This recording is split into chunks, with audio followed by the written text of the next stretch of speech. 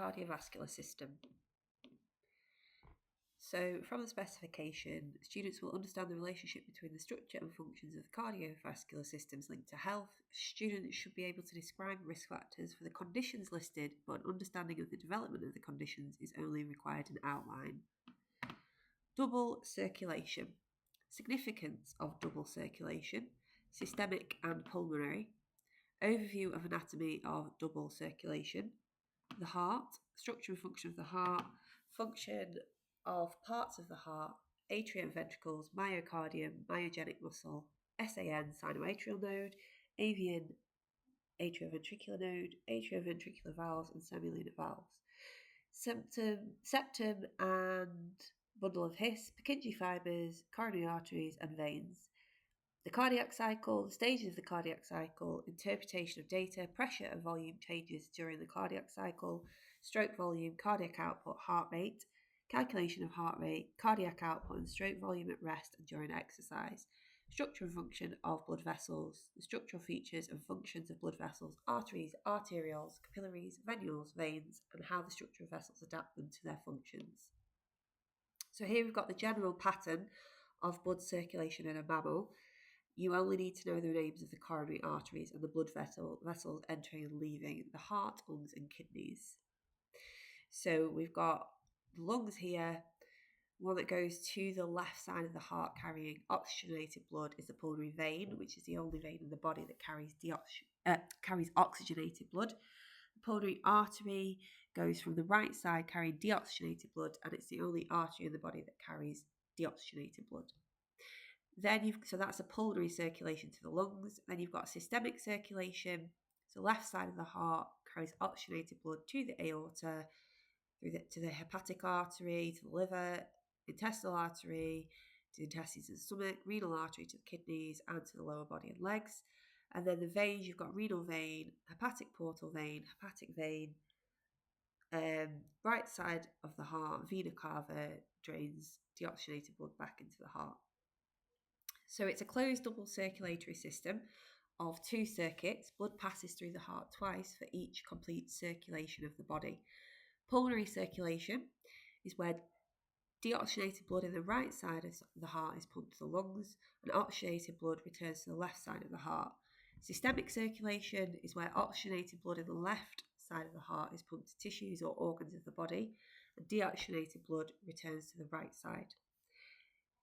This is important for mammals because it prevents mixing of oxygenated and deoxygenated blood, so the blood is pumped to the body and it's fully saturated with oxygen. And this is efficient delivery of oxygen and glucose for respiration. Blood can be pumped at a higher pressure after being lower from the lungs, and substances can be taken to and removed from body cells quicker and more efficiently. The coronary arteries are the ones that deliver oxygenated blood to the cardiac muscle for respiration, for aerobic respiration. Blood vessels entering and leaving the heart. Aorta takes oxygenated blood from the heart to the respiring tissues. The vena cava takes deoxygenated blood from the respiring tissues to the heart. Pulmonary artery and pulmonary vein. Blood vessels entering and leaving the lungs, and the pulmonary artery, which takes deoxygenated blood from the heart to the lungs. Pulmonary vein takes oxygenated blood from the lungs to the heart. The blood vessels entering and leaving the kidneys. The renal arteries take deoxygenated blood to the kidneys. The renal veins take deoxygenated blood to the vena cava from the kidneys. How the structure of the heart relates to its function. The atrioventricular valves prevent backflow of blood from the ventricles to the atria. Semilunar valves prevent backflow of blood from the arteries to the ventricles. The left has a thicker muscular wall, generates higher blood pressure, for oxygenated blood has to travel a greater distance around the body. And the right has a thinner muscular wall because it generates lower blood pressure for deoxygenated blood to travel a small distance to the lungs where high pressure would damage the alveoli. So you've got structure of arteries, arterioles and veins in relation to their function. Arteries go into smaller arterioles and then into capillaries and then into venules and then into veins and back to the heart. So arteries carry blood from the heart to the rest of the body at high pressure. They have a thick, smooth muscle layer, contract, pushing blood along, and they control or maintain blood flow or pressure. The elastic tissue layer stretch as ventricles contract under high pressure and recoil as ventricles relax under low pressure. It reduces the pressure surges and evens out the blood pressure and maintains high pressure. We've got a thick wall which withstands high pressure and prevents arteries from bursting. They have a smooth endothelium, which is the inner layer, which reduces friction. They have a narrow lumen, which increases and maintains high blood pressure. Arterioles are divisions of the arteries into smaller vessels which can direct blood flow to different capillary areas. Their structure in their relation to function is similar to that of arteries, but they have a thicker muscle layer than arteries. They constrict to reduce flow by narrowing the lumen, and they dilate to increase blood flow for enlarging the lumen. They have a thinner elastic layer as the lower pressure surges. Veins carry blood back to the heart under low pressure. There's a wider lumen than arteries. There's very little elastic and muscle tissue. There are valves which prevent backflow of blood. Contraction of skeletal muscles squeezes the veins, which maintains blood flow. Structure of capillaries and the importance of capillary beds at exchange surfaces. Capillaries allow the efficient exchange of gases and nutrients between blood and tissue fluid. The capillary wall is a thin layer, only 1 cell thick, of squamous endothelial cells. There's a short diffusion pathway for rapid diffusion. Capillary bed is made of a large network of capillaries, which increase surface area for rapid diffusion. There is a narrow lumen, which reduces blood flow, so there's more time for diffusion or exchange. Capillaries can permeate the tissues. No cell is far away from capillaries. There's a short diffusion pathway. There's pores in the walls between cells, which allow substances to escape, for example, white blood cells to deal with infections. Pressure and volume changes and associated valve movements during the cardiac cycle that maintain a unidirectional flow of blood. So here the large dashed line is the ventricle, small dashed line is the atrial pressure, and then the solid line is the aortal pressure. So on this graph, if you know that both of these are atrioventricular valves on the bottom, both of these on the top are semilunar valves, and then you write co, going from left to right, co, then you can tell what is open and closed. So atrioventricular valves are closed here, semilunar valves are open here, semilunar valves are closed here, and atrioventricular valves are open here. A left ventricle contracting at A, you can see the big dashed line is increasing in pressure, which means the ventricle is contracting. The pressure inside increases until it's greater than that of the aorta. So here, the semilunar valves open and the ventricle empties and blood flows into the aorta. At B, the ventricle is relaxing and elasticity is causing its volume to increase, reducing pressure to below that of the aorta. So the semilunar valve closes at B, preventing backflow of blood into the ventricle. At C, the pressure inside the ventricle falls below that in the atrium. The atrium is contracting, producing a small pressure. The AV valve opens, allowing blood to flow into the ventricle. And then D, the ventricle is contracting again and pressure inside is rising above that of the atria, making the atrioventricular close and preventing backflow of blood. And then to find the number of beats per minute, you find the time it takes for one cardiac cycle. So anywhere it starts repeating, so 0.1 to 0.9, or you could just start here and start here. So each cycle takes 0.8 seconds. Because there's 60 seconds in a minute, you do 60 divided by 0.8 to get 75 beats per minute. And then you can rearrange the equation cardiac output equals stroke volume times by heart rate. So cardiac output equals stroke volume times by heart rate, or stroke volume is cardiac output over heart rate, or heart rate is cardiac output divided by stroke volume. So cardiac output is the amount of blood pumped out the heart per minute. Stroke volume is the volume of blood pumped by the ventricles in each heartbeat. Heart rate is the number of beats per minute. So understanding the equation, the amount of blood pumped out of the heart per minute, the cardiac output, is the volume of blood pumped out of the heart in each beat, so stroke volume, times by the number of beats per minute, the heart rate. Analyse and interpreting data related to pressure and volume changes during the cardiac cycle. Calculating the heartbeat from the cardiac cycle data, 1 beat is 1 cardiac cycle. Find the length of 1 cardiac cycle, so about 0.83.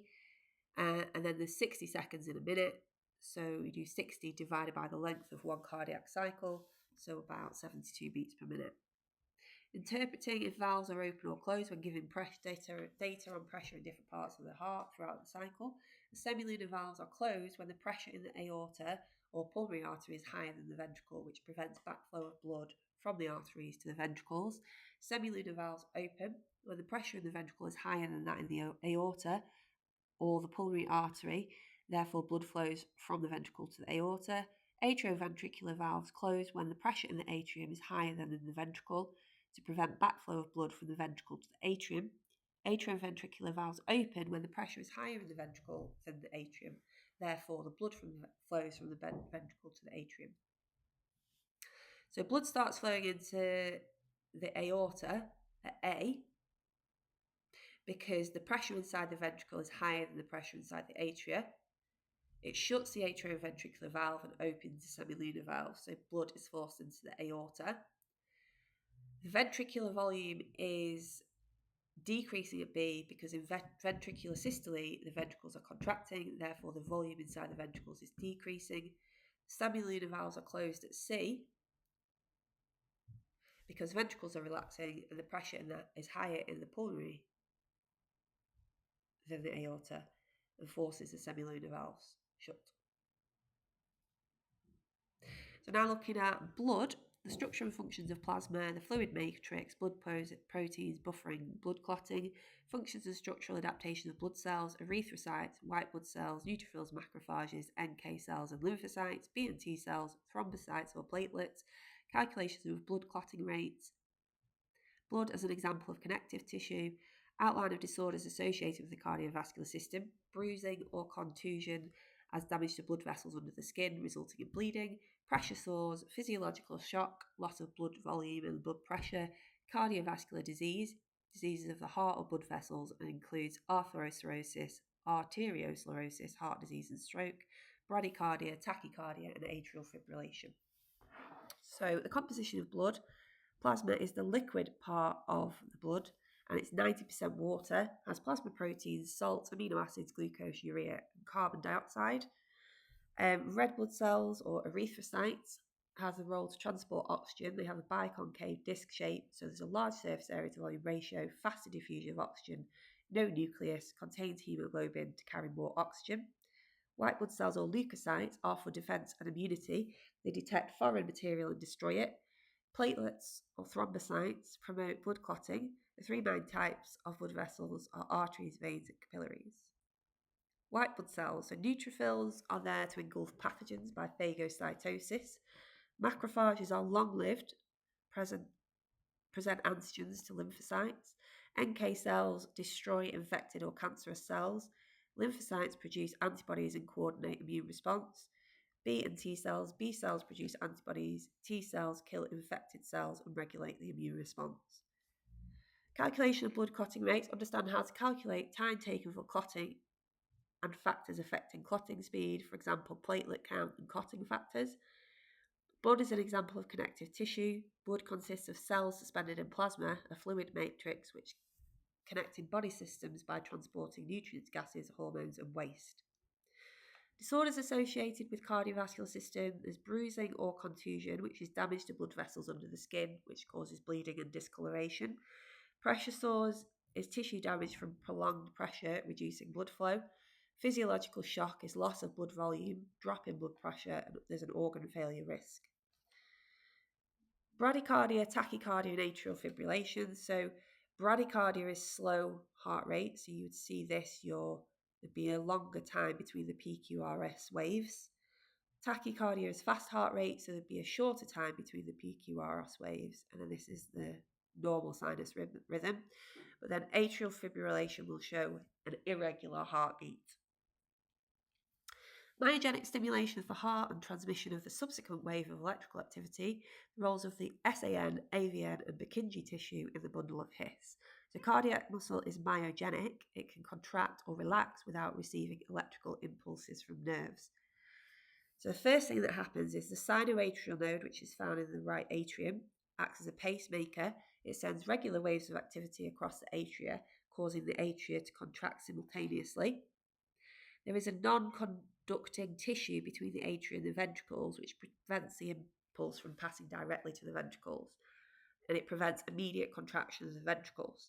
There's a wave of electrical activity which then reaches the AV node, which delays the impulses, allowing the atria to fully contract and empty before the ventricles contract. And then the AVN sends waves of electrical activity down the bundle of His, and there's a conducting wave between the ventricles to the apex where it branches into the Purkinje tissue, causing ventricles to contract simultaneously from the base upwards. Roles and locations of chemoreceptors and pressure receptors, and the roles of the autonomic nervous system and effectors in controlling heart rate. Chemoreceptors and pressure receptors are located in the aorta and carotid arteries. The medulla oblongata in the brain